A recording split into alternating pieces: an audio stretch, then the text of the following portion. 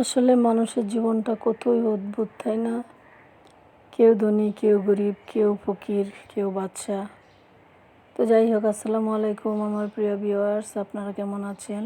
আমরা তো আলহামদুলিল্লাহ ভালো আছি। আজকে দুপুরের আয়োজন আপনাদের সাথে শেয়ার করছি।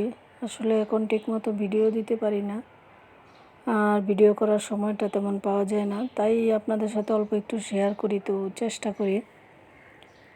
আর এখন একটু গরম পড়েছে, বেশ গরমই পড়েছে, তাই এখন নতুন বাজারে পাট শাক এসেছে, সেটা খেতে কিন্তু ভীষণ ভালো লাগে। আম এসেছে, কচি আম, আম দিয়ে ডাল রান্না করতে, সেটাও অনেক মজা। আসলে প্রতিটা ঋতুতে প্রতিটা নতুন করে কোনো কিছু, মানে এতদিন শীতের সবজি ছিল, সেটা অন্যরকম মজা।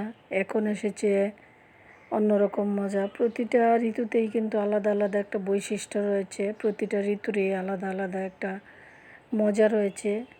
আর আজকে দুপুরে কী আয়োজন করলাম আপনাদের সাথে একটু শেয়ার করে ফেললাম।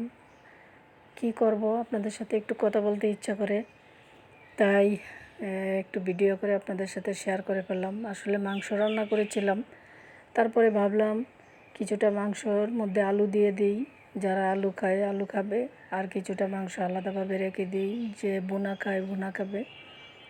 তো ছোটো মেয়েটা আসলে একটু আলু দিলে খেতে ভালোবাসে, আর বড় মেয়েটা একটু বোনা বোনা খেতে ভালোবাসে, এক একজন এক এক রকম। তো আপনাদের সাথে শেয়ার করে ফেললাম, সাথে শাক রান্না করলাম। আশা করি ভিডিওটা ভালো লেগেছে, আর ভালো লাগলে অবশ্যই কমেন্টে জানাবেন। এখনকার মতো শেষ করলাম, আল্লাহ হাফেজ।